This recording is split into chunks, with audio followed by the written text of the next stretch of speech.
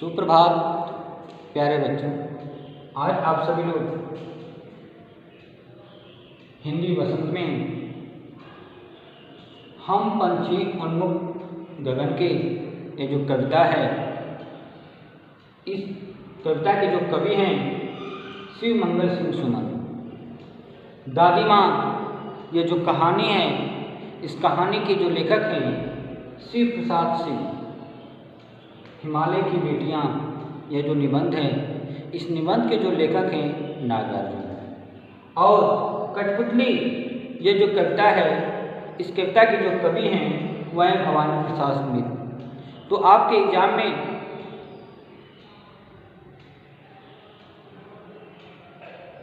हम पंछी उन्मुख गगन के, दादी माँ, हिमालय की बेटियाँ, कठपुतली से आप लोगों से प्रश्न पूछे जाएंगे। इसलिए आप सभी लोग अपनी नैतिक जिम्मेदारी निभाते हुए आप सभी को याद करना है। तो आज इन सभी का आज आप सभी लोग रिवीजन करेंगे। तो आइए हम पंछी उन्मुख गगन के। तो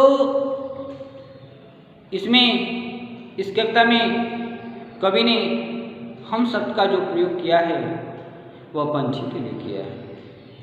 और उन्मुख शब्द का जो अर्थ होता है वह आज़ाद होता है या खुले आसमान होता है। तो पंछी अपनी अभिलाषा को, इस कविता में जो पंछी हैं अपनी अभिलाषा को व्यक्त करते हुए मनुष्य से कहते हैं कि हम पंछी उन्मुख गगन के, हम पंछी खुले हुए आसमान में रहने वाले हैं या खुले हुए आसमान में उड़ने वाले हैं। अपनी मन की अभिलाषा को या इच्छा को व्यक्त करते हुए पंछी मनुष्य से कहते हैं कि हम पंछी खुले आसमान में रहने वाले हैं, खुले आसमान में उड़ने वाले हैं, पिंजरबंद, अर्थात पिंजरे में बंद रह करके हम गा नहीं पाएंगे कनक तीलियों से टकरा कर। कनक माने सोना, सोने के छड़ों से टकरा करके पुलकित तथा रोमांचित जो हमारे पंख है वह टूट जाएंगे। हम पंछी तो नदियों का बहता हुआ जल पीने वाले हैं, अर्थात पिंजड़े में बंद रख करके हम भूख प्यास से मर जाएंगे। हमारे लिए तो कटोरी में रखे हुए मैदा से अच्छा तो कि हम स्वतंत्र रह करके नीम के फल ही खाते रहें। तो इस तरह से जो पंछी हैं वो मनुष्य से प्रार्थना कर रहे हैं। अंत में, इस कविता के अंत में आत्मनिवेदन करते हुए पंछी मनुष्य से कहते हैं कि नीड न दो। नीड माने होता है घोंसला। हमें रहने के लिए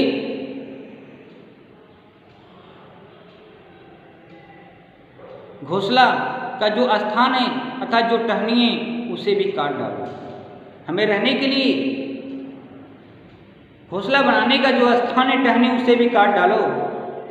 यदि ईश्वर के द्वारा यदि हमें पंख प्राप्त है, यदि पंख मिला है, तुम हमें आकाश में उड़ने के लिए तुम बाधा न डालो।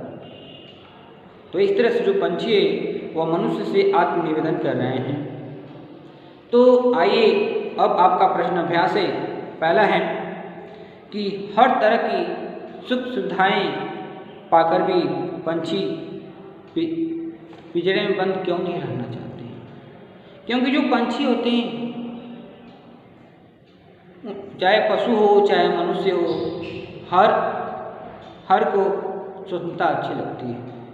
तो उस स्वतंत्रता को पाकर के, हर तरह सुख सुविधाएं के पाकर के भी जो पंछी हैं वो पिंजरे में बंद नहीं रहना चाहते हैं, क्योंकि उन्हें भी स्वतंत्रता प्रिय है। इसलिए स्वतंत्रता प्रिय रहने के कारण वे पंछी आकाश में उड़ना चाहते हैं। इसलिए हर सुख सुविधाएं पाकर भी वे पिंजरे में बंद नहीं रहना चाहते हैं। अगला है, पंछी उन्मुक्त रहकर अपनी कौन कौन सी इच्छाएं पूरा करना चाहते हैं। जैसा कि पंछी उन्मुक्त रह करके, जैसा उन्मुक्त आज़ाद रह करके, स्वतंत्र रह करके नदियों का जल पीना चाहते हैं, नदियों का जल पीना चाहते हैं, खुले आसमान में उड़ना चाहते हैं, स्वतंत्र रह करके एक दूसरे से वे आसमान में प्रतिस्पर्धा करना चाहते हैं, अनार के दाने चुगना चाहते हैं। इस तरह से स्वतंत्र रह करके जो पंछी हैं वो अपनी अभिलाषा को या अपनी इच्छा को वो पूरा करना चाहते हैं। अंत में है कि या तो क्षितिज मिलन बन जाता है या तनि सांसों की डोरी। इस पंक्ति का भाव लिखना है, तनि सांसों की डोरी शब्द का जो अर्थ होता है आपका मृत्यु को प्राप्त हो जाना, मृत्यु को प्राप्त हो जाना। क्षितिज जो होता है एक काल्पनिक स्थान होता है, जैसा कि आप देखते हैं कि जहाँ धरती और आकाश प्राय मिलते हुए दिखाई देते हैं, वो मिलते हुए नहीं दिखाते, एक संयोग होता है, एक कल्पना मात्र होता है, वह ऐसा प्रतीत होता है। तो जैसे ही कोई व्यक्ति वहाँ जाता है तो चलता है, ऐसा प्रतीत नहीं होता है। तो या तो क्षितिज मिलन बन जाता है या तनि सांसों की डोरी। परंतु जो पंछी है वह स्वतंत्र होकर के उस काल्पनिक दृश्य को भी देखने के लिए जो पंछी हैं परस्पर आपस में प्रतिस्पर्धा करते हैं, उसे देखने के लिए परस्पर आपस में प्रतिस्पर्धा करते हैं। इसके लिए वे उनकी मृत्यु क्यों न हो जाए पर उसकी चिंता नहीं करते हैं। तो इस तरह से देखा जाए तो पंछी का जो है उस आसमान के प्रति असीम अनुराग दिखाई देता है, इसलिए वे स्वतंत्र होकर के आसमान में उड़ना चाहते हैं।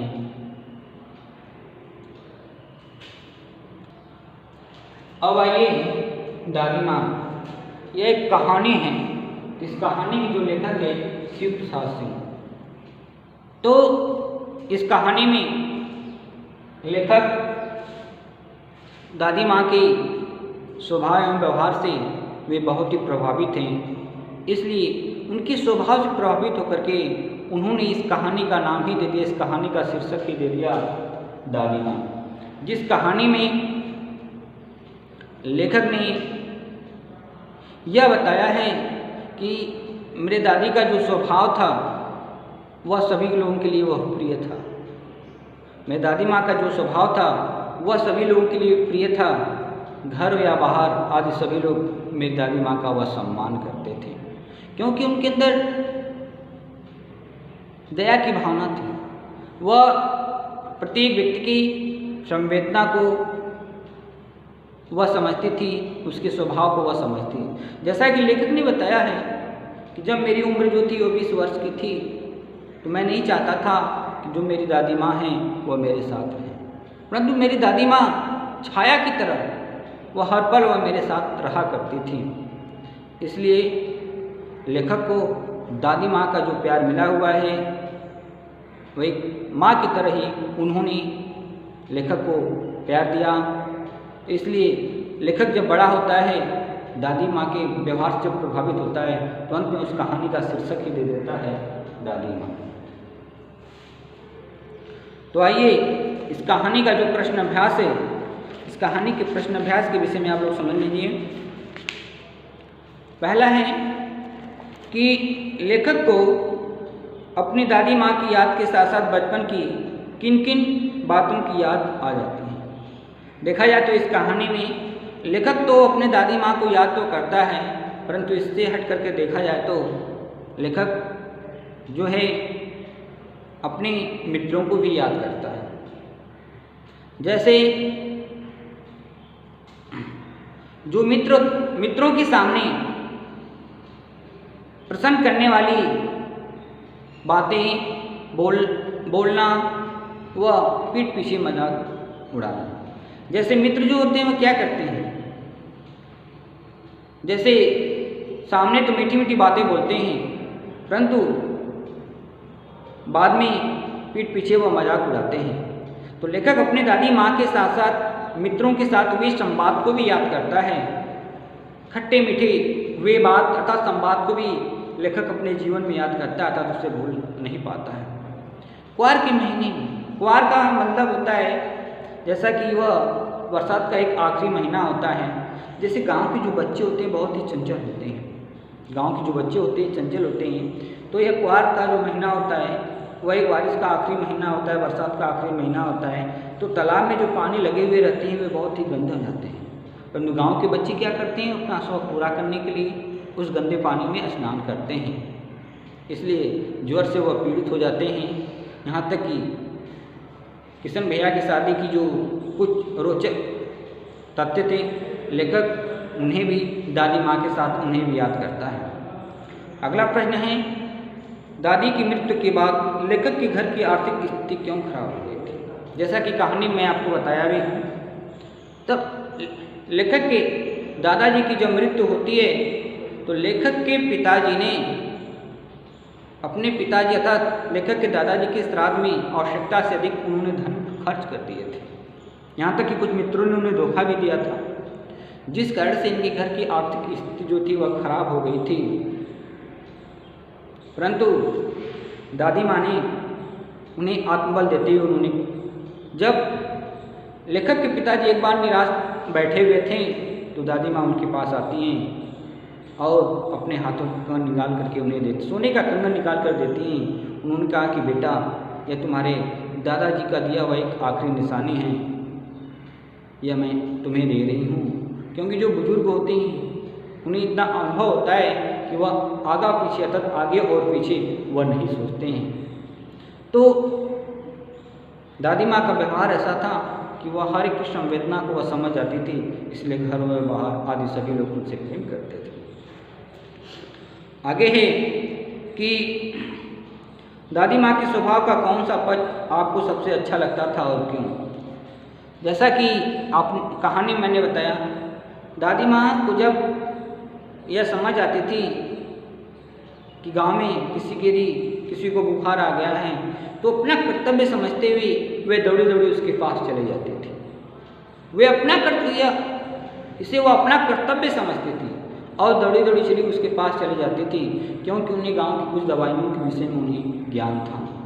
जैसा दादी माँ के हृदय की कोमलता और उनका स्नेह प्रति जो भाव था वह बहुत ही अच्छा लगता है। वह सभी के साथ विनम्रता का व्यवहार करती थी। तो इस तरह से आप अपने विचार के अनुसार भी इसका उत्तर आप लिख सकते हैं। अगला ये हिमालय की बेटियाँ, यह जो निबंध है, इस निबंध के जो लेखक हैं वह नागार्जुन हैं। अर्थात हिमालय से निकलने वाली जो नदियाँ हैं उन नदियों को ही लेखक ने हिमालय की बेटी कहा है। जैसा कि लेखक हिमालय से निकलने वाली उन नदियों को केवल समतल भूभाग पर ही देखा था। जब वो देखा था तो कितनी जो नदियाँ थीं वह समतल भूभाग कितनी विशाल दिखाई देती थी। जब लेखक हिमालय की यात्रा करता है तो उन नदियों को देख कर के वहाँ आश्चर्यचकित हो जाता है। क्यों आश्चर्यचकित होता है? दिखता कि अरे जो नदियाँ हैं वह समतल भूभाग में इतनी विशाल दिखाई देती, जो इतनी गंभीर दिखाई देती हैं, परंतु यहाँ दुबली पतली सी दिखाई देती हैं। यह देख करके वह बहुत ही आश्चर्यचकित होता है। तो जो इसलिए इस निबंध में लेखक ने उन नदियों के प्रति अपना श्रद्धा भाव भी लेखक ने यहाँ व्यक्त किया है। उन नदियों को जो लेखक है वह विभिन्न रूपों में देखता है।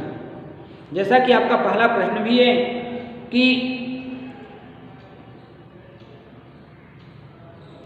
नदियों को माँ मानने की परंपरा हमारे यहाँ काफ़ी पुरानी है, लेकिन लेखक नागार्जुन उन्हें किन किन रूपों में देखते हैं?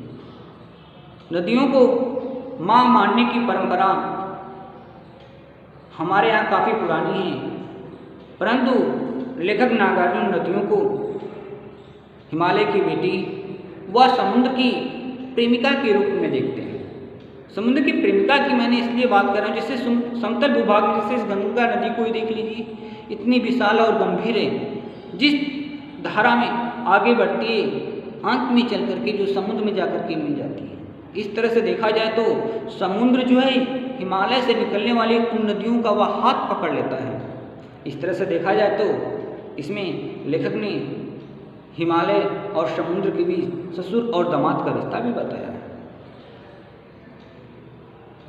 और नदियाँ जो होती है प्रत्येक की प्यास को बुझाती हैं, इसलिए वह कल्याणकारी भी है। दूसरा है सिंधु और ब्रह्मपुत्र की क्या क्या विशेषताएं हैं। सिंधु और ब्रह्मपुत्र नदियाँ लुभावनी हैं। ये हिमालय के पिघले हुए हृदय की एक एक बूंद इकट्ठे होने से बनी है। ये हिमालय की गोद में पतली व मैदानों में आकर विशालकाय हो जाती है। आगे काका कालेकर नदियों को लोक माता क्यों कहा है?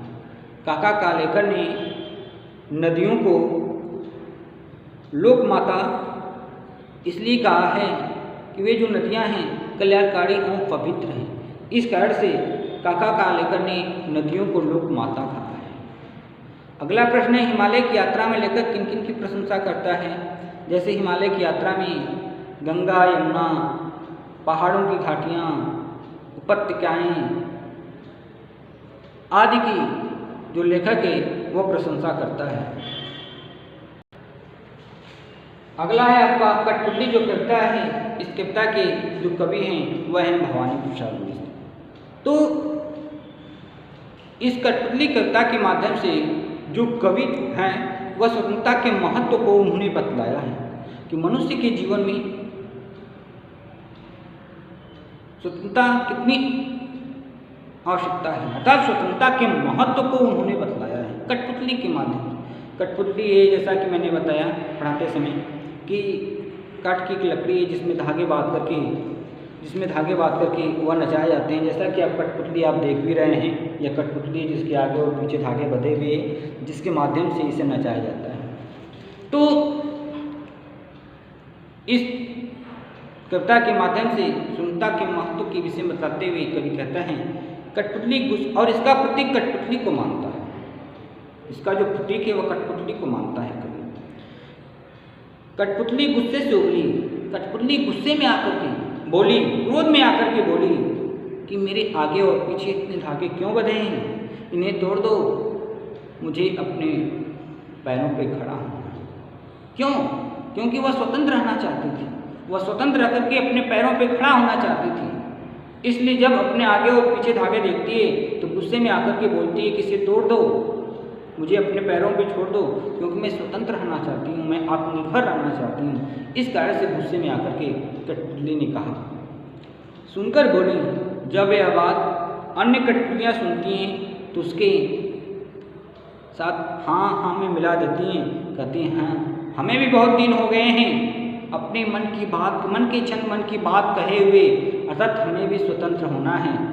पर जब यह अन्य कठपुतलियों की बात जब पहली कठपुतली सोचती है तो मन ही मन सोचने लगती है कि आखिर ये इच्छा या स्वतंत्र होने की जो बात है, जो इच्छा है हमारे मन में किस प्रकार से और कैसे जगे। क्योंकि अकेले स्वतंत्र होने से कुछ फायदा होने वाला नहीं है, क्योंकि उस कठपुतली के ऊपर अन्य कठपुतलियों की भी जिम्मेदारी आ जाती है। तो स्वतंत्रता का मतलब जिम्मेदारियों से हट कर के नहीं है, उसके प्रति हमारी भी अपनी एक जिम्मेदारी है, नैतिक जिम्मेदारी है। तो इस तरह से आपका प्रश्न अभ्यास है, कठपुतली को गुस्सा क्यों आया? कठपुतली को गुस्सा इसलिए आया, उसके चारों ओर धागे बंधे हुए थे, वे स्वतंत्र होना चाहती थी, इस कारण से उसे गुस्सा आया। अगला है, कठपुतली को अपने पाँव पे खड़े होने की इच्छा है, लेकिन वह खड़ी क्यों नहीं हो पाती? खड़ी इसलिए नहीं हो पाती थी कि अन्य कठपुतलियों की जिम्मेदारी भी उसके ऊपर थी, क्योंकि अकेले स्वतंत्र होने से काम चलने वाला नहीं था। अगला है कि पहली कठपुतली की बात दूसरी कठपुतली को क्यों अच्छी लगी? क्योंकि जैसा कि आप जानते हैं स्वतंत्रता तो सभी को प्रिय है। जब पहली कठपुतली स्वतंत्र होने की बात कह रही है तो उसे सुन करके अन्य कठपुतलियों की बात बहुत ही अच्छी लगी। चाहे जब स्वतंत्रता की बात आती है, चाहे पशु हो, चाहे पंछी हो, चाहे मनुष्य हो, हर कोई स्वतंत्र रहना चाहता है। तो इस तरह से आज आपका यह जो रिवीजन है समाप्त हुआ। आप पूरी गहराई से इसका अध्ययन करेंगे। इन्हीं शब्दों के साथ आज का दिन आप सभी लोगों का मंगल मैं हूँ।